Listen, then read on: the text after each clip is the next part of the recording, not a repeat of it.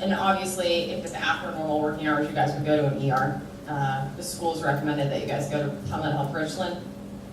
If you guys are in any of the regional sites, you would contact somebody at the field office. You would contact Ms. Deborah Duvall at the College of Social Work. She's our safety officer. But obviously, if you're a regional student, if it's after hours, you guys would just immediately go seek medical attention. That's the most important thing. Let us know, obviously, because we need to know. But the most important thing is obviously just seek medical attention. Anybody else? Okay. I know I've seen this happen in my personal experience, where I've noticed people who actually work at a place and do not wear gloves when you're supposed to do it, and they're working on patients, and they just have to contact. If we see something like that, what do we do?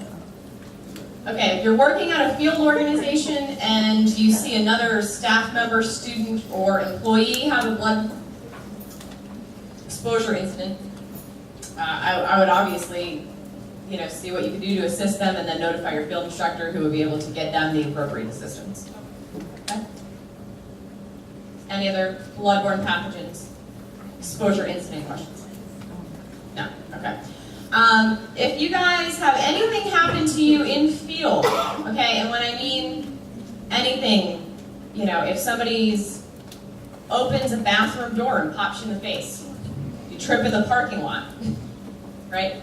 Anything happens to you guys in field, we need to know. Why? We've got workman's comp insurance on you guys, okay?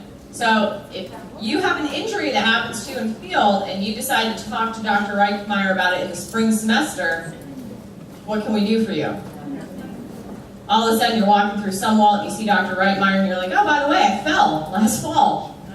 And I've been having back pain ever since. What do you think Dr. Reitmeyer's going to say? Sorry. Okay? Yeah. Yes, yeah, that's outside of your student health insurance. We actually had a couple students ask us about transportation. We're going to get to that in a little bit. So basically, I can tell you guys, the College of Social Work's been around since 1969. And from the knowledge that has been imparted on me, as far as I know, we've never had a student seriously injured by a client, okay? I can tell you the most injuries we've had in field, our previous field director told me this story a long time ago. How many of you guys are South Carolinians? How many of you guys remember that snowstorm about 10, 12 years ago where they shut the state down? Yeah. We had 2 broken ankles that day from the ice. We had 2 students wipe out on the ice, 2 broken ankles. We had a bruised wrist, that kind of stuff. So I don't want anyone in here to start panicking. I don't want anybody to have fear. It's a risk. It's a possibility. It's not a probability. And the more you do to educate yourself and become knowledgeable about safety procedures, the less likely it is that something would happen. Okay? Transporting clients. We get a ton of questions about this.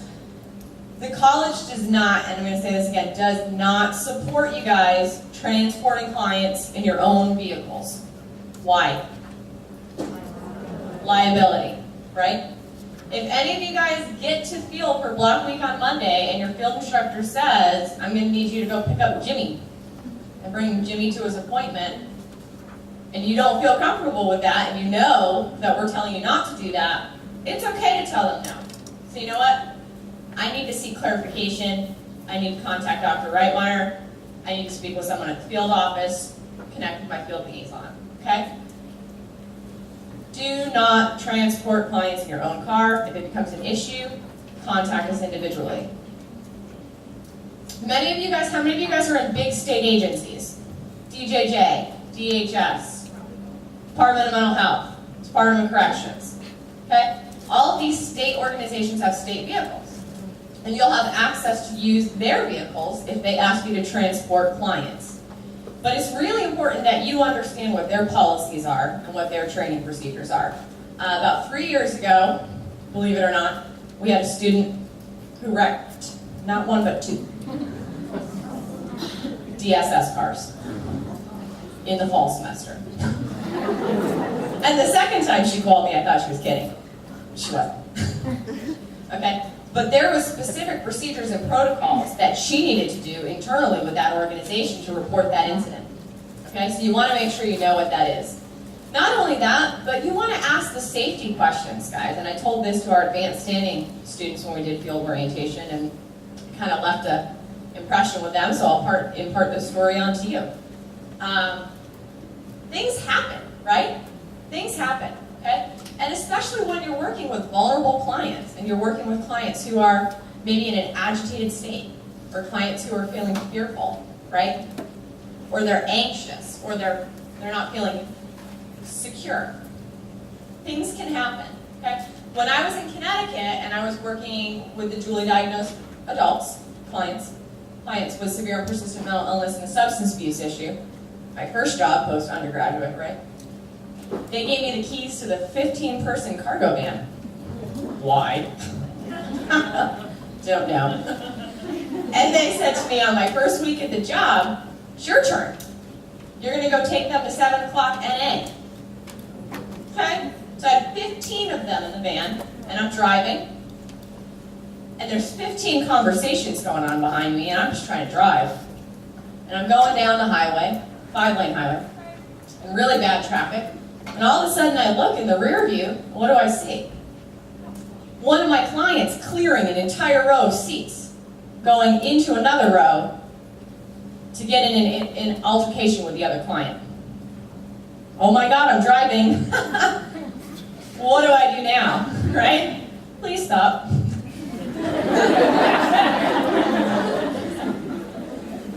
And I realized that I had to contain this situation, safely pull over the vehicle and deal with this, okay? These things happen, okay? How many of you would know right offhand immediately how you would respond to that and what you would do? How many of you wouldn't even break a sweat? Okay, that's my point, guys. These things happen, okay? Let's say you're working at DSS and you have 3 children in the vehicle and you're bringing them back from their supervised parental visit. Maybe that visit didn't go so well, right? You might have a really upset child in the car, and you might be on Malfunction Junction, in the middle of Malfunction Junction when they decide to have an episode, right? These are all things you need to think about, things you need to ask. There's no dumb questions in field.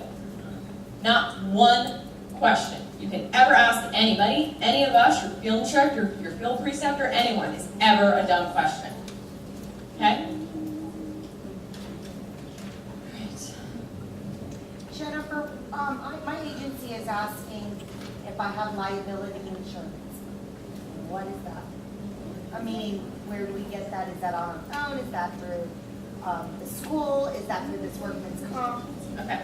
The university and the College of Social Work have insurance on you. You guys are really lucky. A lot of colleges of social work across the country make students go out and get their own and pay for their own professional liability insurance. We provide that to you. We have copies of all of those insurance certificates. If any of your field organizations or field instructors are requesting that, direct them directly to us at the field education office and we can provide those certificates to them.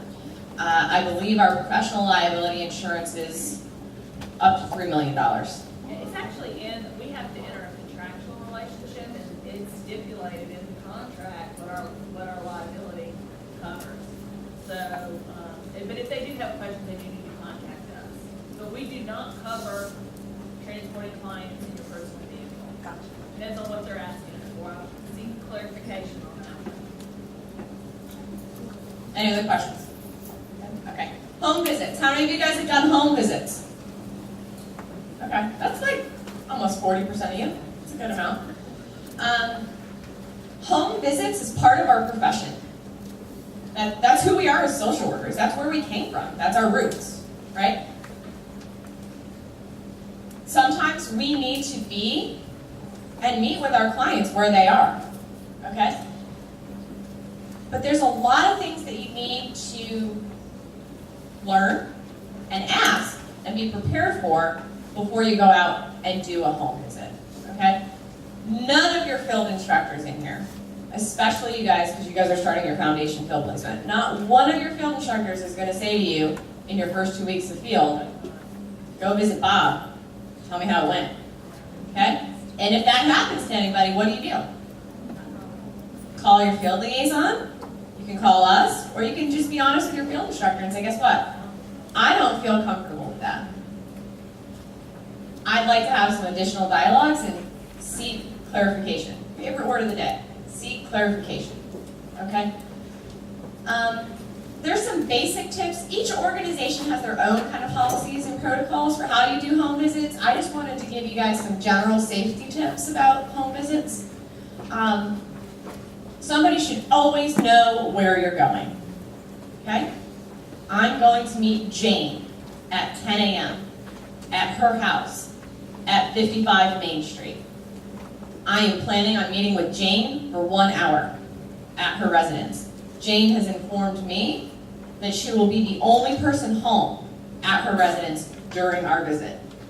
It will take me approximately 25 minutes to get from Jane's house back to the organization. I am expecting to be back here at 2:30 p.m. Okay? This is information that you need to make sure that your field instructor or someone at the organization knows. Okay?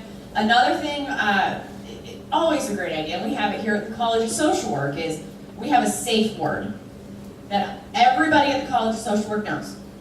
That I can pick up a phone, call anybody in the College of Social Work and say that word, and they're going to immediately get me help. It's not it's not like a, oh my gosh, I need help.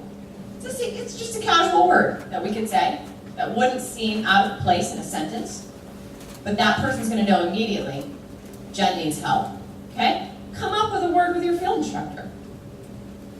So if I text you from a field visit, or I call you from a field visit, you know that this is my way of letting you know that I need help, but I'm not letting the client know or showing that I'm concerned. Okay? Always make sure when you go to a home visit that, a lot of people always say, don't ever put your back to a door, right? Always make sure that you can see the exit. Always ask if there's other people in the house. How many people are afraid of animals? Anybody? A couple people? Well, I'm not scared of animals, I'm scared of really big dogs. Let me tell you that. He's about this high, I'm scared of him. So if you get to a house, right, and they've got 3 Great Danes outside or 3 Rottweilers, don't get out of the car. Please don't get out of the car. We have insurance, but please don't get out of the car. Okay? Call the client. Say, hi, I'm in your driveway. I'm here for our 2 o'clock appointment. Would it be possible for you to contain the dogs outside so I can safely exit the vehicle so we can start our appointment? Okay? Nothing wrong with that, guys. It's funny how a lot of students will say to us, I just didn't feel comfortable saying that. Well, would you feel comfortable maybe potentially insulting the client, asking them to put the dogs away? Or would you feel more comfortable in the ER getting stitches? That's my point, guys. You got to speak up. And it's always how you ask the questions and how you present it that makes a difference. My husband's a Marine. My stepson's in the JROTC. He wants to join the Marines. They always talk about, and I'm sure we have some of you in here who are current, active, retired military, trusting your instincts, right? Doesn't feel right. You know that feeling you get in your stomach? How many of you guys have been walking through a parking lot at night? Not like 2 in the morning, but late at night, it's dark outside. And you kind of get that feeling somebody's following you, right? And you think to yourself, something doesn't feel right, The hairs on your arms go up a little bit. And you think to yourself, I don't want to turn around, right? So what if I turn around and then they think I'm weird, right? All of a sudden you're like, ha! They were following me. And they totally weren't. They think you're crazy, right? You know what I mean? So you don't do it, right? But that's what I'm talking about, guys. That gut level, something's just not right. Trust your instincts, guys. You're going out to visit a client, something doesn't feel right, guess what? Reschedule it. Say, you know what, I'm sorry I have to cancel our meeting. I just got a phone call from the office that something's come up. I'd be more than happy to reschedule with you. Now, obviously, you guys have to be really cognizant of your facial affect, okay? Because you can't be like, I have to reschedule with you. Come back later. Like, obviously, you know what I mean? You can't express to the client that you're really scared or concerned. How many of you guys have gone out to do a home visit and it wasn't the most inviting environment? Okay? How many of you have sat down and seen fleas bouncing on the carpet? Roaches. Rotting trash. Okay? You never know what you're going to walk into, guys. You never know what you're going to walk into. But what should your face show that client? Compassion. You should never let that client know that you're concerned or disgusted. You know, if you want to get back to the office and do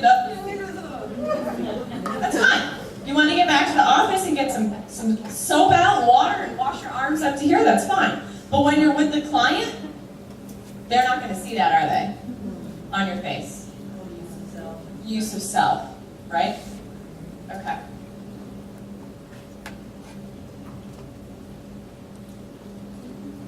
I talked about all this? Code word, yep. All right. We also need to be cognizant of safety even when you're just at the organization, right? Let's say that your field instructor says to you, I'm going to let you do the assessment with Bob. And you're going to go in this office in the back of the building, and that's the room you're going to use to do your assessment with Bob. Should you walk into that assessment with Bob not knowing anything about Bob? No. What do you want to know about Bob? Who is Bob? Where's Bob? Unintended. Right? Is there a history of violence? Why is Bob here today? Why am I meeting with Bob? How did Bob get referred to us? What diagnoses does he have? What's in his treatment plan? Right? These are all things you want to know ahead of time. Okay? What is the number one predictor of violence? Louder. History of violence. Okay? It's one thing you always want to look at in a client's chart, guys. Okay? If you're doing an assessment with a client, and they have open body posture, and they seem relaxed, and they're engaging with you, it's an easy dialogue, and then all of a sudden, you ask a question they don't like. Has that happened to you? Right? Do you do drugs? Who likes to answer that question? There's a lot of personal things that we ask our clients when we do assessments and we do interviews, and guess what? They are not always that happy to answer. So if a client gets agitated, right? How do we know someone's agitated? Okay, what would their face look like? Right? Their face would tense up. What do they do with their hands? Right? Do they close up their body posture a little bit? Like they pull away from you a little bit? Right? If you're starting to pick up on these nonverbal cues, do you want to keep pushing your client for the answer? No. No. And if your client starts raising their voice, threatens you, yells at you, uses profanity, do we just keep pushing through and finish the assessment? No. No. You guys really need to have these dialogues ahead of time. So ask your field instructor. If I'm meeting with Bob, and then all of a sudden Bob escalates or gets agitated during our session, what should I do? How do I get assistance? How should I respond to this? You want to have those answers and never need to use them, right? Then need them and not know, right? All right, general safety tips. We talked about this a little bit before. Obviously, this is a no-brainer, but provocative clothing is never appropriate. How do you guys define provocative? What does that mean to you? Cleavage. Okay, what else? Tight clothes. Very short, right? Okay. I actually had 3 separate field instructors call me last year and say, Jen, when you do field orientation, can you make sure to tell the students that leggings aren't pants. If they're tights, they're not pants. And if they wear leggings, their top should come to their knees or lower. Okay? We had a lot of students, it's hip, I wear them. Everybody wears leggings now, right? It's the new thing. You wear your boots and your leggings, right? Right? But they're not pants and they're not appropriate. Okay? So these are things you really need to be mindful of. We already talked about certain types of clothing that may impede your ability to get out of an unsafe situation. Long hair, ponytail, long earrings, scarves. Can you think of anything?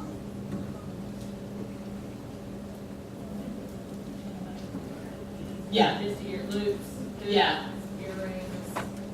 Expensive jewelry in general. Yeah, expensive jewelry. Here's one thing, guys, and I'll tell you this. Leave your valuable stuff at home. Do you need your iPod at field?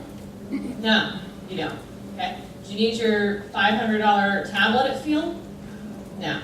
Believe me, if you think that your stuff's safe at field, okay, you're in a big office building, you've got clients in and out of that office all day, and employees, you leave your pocketbook and your tablet out and you go to run to the bathroom.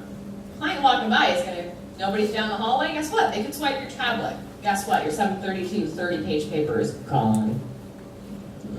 Did you save it on Blackboard? Just saying, guys, really, be cognizant of what you bring to field. Ask yourself, do I really need to bring this to field? Do I need this here?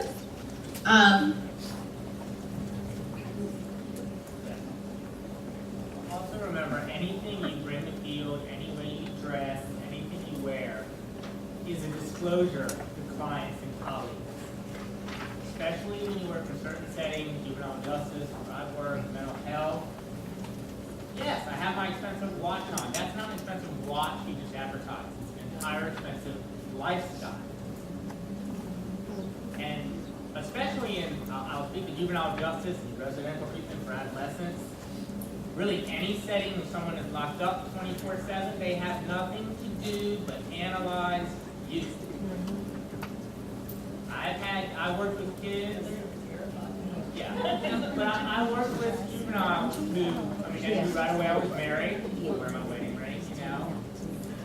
That's fine, it's not like I disagree and say I'm not, but they know things about you and they test you, because they'll say, Mr. Oakland, are you married? Now, if my idea is I'm keeping my personal life private and I think I'm going to say no, I'm actually damaging rapport with the kid. He's trying to build it with me by testing me on stuff he knows. He knows the car I drive. He knows the kind of clothes I wear. You know, and people know that about you when you start spending time around them. Even your friends and peers and classmates. I mean, just think about how you look at one another. And I don't mean that negative, but you do look at one another. You make connections on first impressions. And everyone does that all over. It's an automatic human skill. That's going to go on. I also wanted to comment, you were rattling about the ask your field instructor about cleavage. Cleavage in one setting is different than cleavage in another setting. Sleeve length, skirt length, dress length, types of shoes. When someone says casual dress, when someone says, you know, well, you can wear skirts, like what Jennifer has on here, couldn't wear where I've worked before, because it is above her knee. So ask those questions when you feel instructed. And also there's the difference between what they tell you and what really is. They may tell you it's okay to you know, it's okay to have piercings, but reality it's not. Have y'all ever gotten that mixed message before somebody tells you something is okay, but really it's not? This is why I said this first semester you really need to sit back and observe the work culture, because even though sometimes they may tell, I worked with somebody who used to judge people based on their shoes. You know, whether they were scuffed or not, they would get an impression of them about how they took care of their shoes. I had worked with somebody one time who didn't like people who wore knits in professional settings. I mean, people really have judgments about this kind of stuff. So I'm not saying that you need to live in fear, and I don't want you to be afraid of your clients, because a lot of them are just like you and I, they're just trying to build a life worth living. But you do need to be conscientious of these things, and that other people have ideas. Or they see you as an opportunity too. You need to be conscious of that. You don't need to get too comfortable. If you guys, I mean, actually, regardless of the setting, as much as we talked a little bit earlier about how your field instructors Googled you, right? They Googled you, they Facebooked you. Guess what? Your clients will. Okay? So when you're going through and checking all your social media accounts, right? Your Instagram, your Twitter, your Facebook, right? Not only do I want you to ask yourself, would I want my field instructor to see this? Would I want my client to see this? Okay? You would be amazed how savvy the clients are, especially the juveniles. I mean, God, the Mike tells stories from DJJ, and I'm like, wow. Yeah. They found that out? Because how many people have heard, once you put it on the internet, it's there forever? Yeah, it's actually true. I read it on the internet. But no, it's true. I mean, if you really know how to search for things, and especially these juveniles and these adolescents, I mean, it's amazing. They can find stuff from like 8 years ago, and you're like, what? That's online? They'll find it. Okay? That's a great segue into boundaries. Melissa and Mike and I came up with just some kind of bullet point things that we want you to talk about, just dialogue starters, really, with your field instructor for block week. Because developing and maintaining professional boundaries, it's a skill. It's really a skill you guys need to learn. We're not expecting anybody to have a clear understanding of what they are, and they're different to different people, right? How many of you guys have worked in one organization and then left, gone and worked at a different organization, and their idea of boundaries was way different from where you came from? Okay? So, it's really important to ask, what's appropriate self-disclosure for your setting? Okay, I always love to give this example. I've already referenced the job I had doing residential treatment with adults with adults with co-occurring substance abuse and severe and persistent mental illness. Okay, these were clients coming right out of inpatient, right out of federal correctional institutions. So what do you think my boundaries were with them?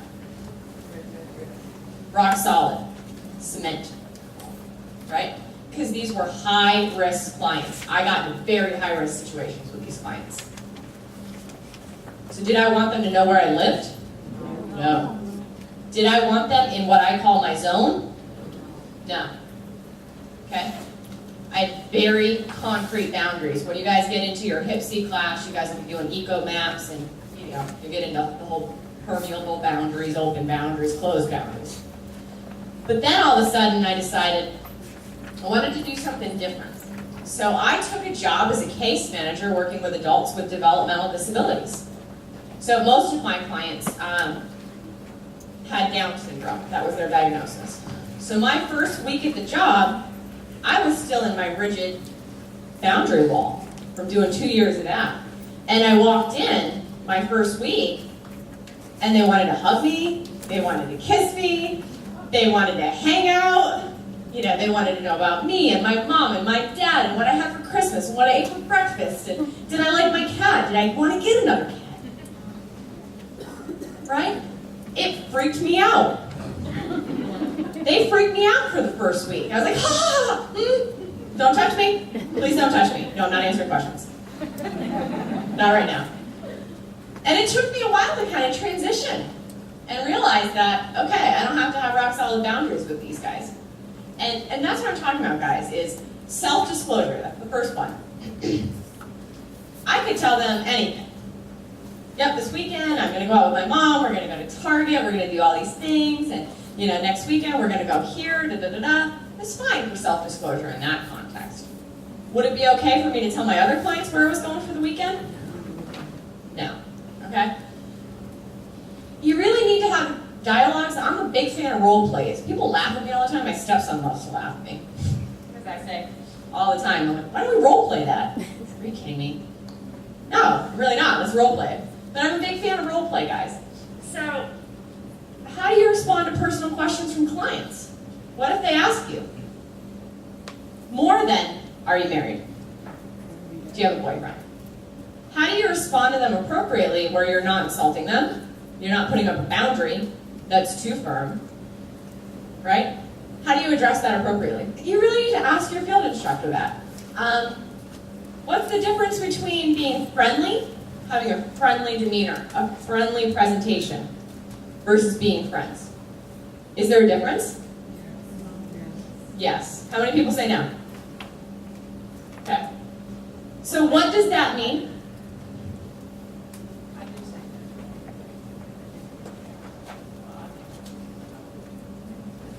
Okay. We had almost a difference of opinion. But there's a difference, guys. There is a clear difference in understanding what that is and what that means. How to address dual roles and conflicts of interest. How many of you guys are from South Carolina? How many of you guys are doing field placement in a town that you currently live or have resided in? Okay, keep your hands up. There's a distinct possibility you will run into someone you know at your field organization. How many of you has that happened to? It's common, guys. It's a lot more common than you think. All of a sudden, you're going to field one day, and you walk in through the main door, and you see your sister's best friend sitting there. Okay? We actually had a student who had a HIPAA violation. So would have gone with a close conversation. She walked into field one day. She worked at a domestic violence organization somewhere in the state. Walked in, saw her sister's best friend from high school. And what did she do? Went home and told her sister. What'd she say to her sister? And she followed that with, don't tell anyone. Okay? How many people learn the hard way when you tell one person not to tell someone, that they tell somebody else, but don't tell anyone? Right? And then guess what? 2 days later, the executive director of that organization called that student in and asked her why she had a HIPAA violation. Okay? You need to figure out how you're going to address these things before they happen. How do you handle encountering a client outside of an organization? Do you have a question? I just wanted to say something to you about cultural, but also personal boundaries in different cultures, those look differently, and how to, I don't know if you all address that in training or classes, but how different cultures perceive boundaries and all of that. Because some cultures might not be as receptive to you. That's a great point, guys, and you guys will go over that extensively in your HIPSE class. You guys heard HIPSE, Human Behavior in the Social Environment. You guys will go over a lot of cultural things in terms of how to respond to and engage clients from multiple diverse backgrounds, culturally and ethnically. Yes.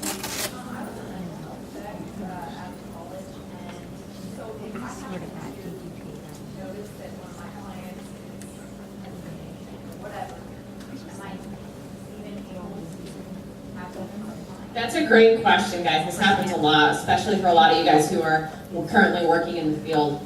Let's say that you are a guardian ad litem volunteer. Anybody heard that term before, that organization? Got a little familiarity with it? Okay. Let's say you're doing your field placement at the Dickerson Center for Children, and you get assigned a client. If you're that child's guardian ad litem, can you work with them in field? No, conflict of interest, okay? So if you guys ever are in field and you have something pop up where it's a client you've worked with in a professional capacity, don't necessarily assume it's okay. Disclose to your field instructor. Say, I have a previous working relationship with this individual. I don't want to disclose any more than that, but I'd like to have a dialogue with you to see if it's appropriate for me to work with them in a professional context.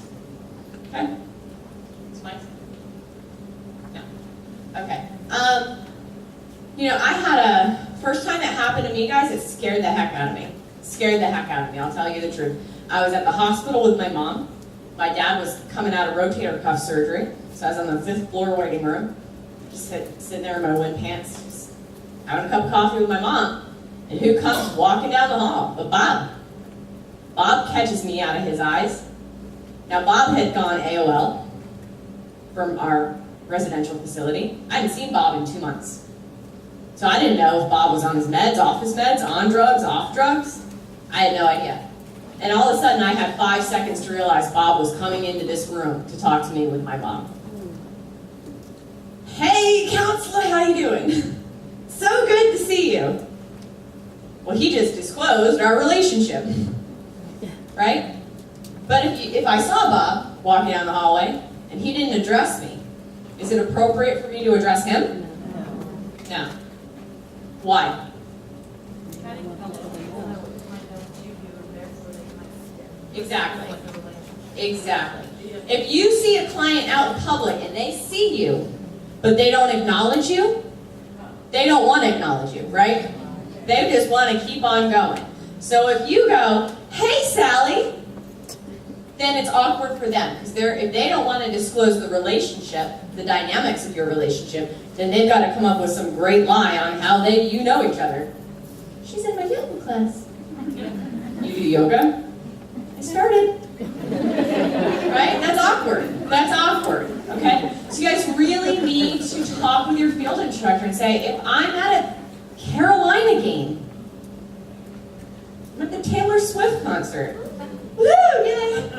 And I see a client, what am I going to do? Right?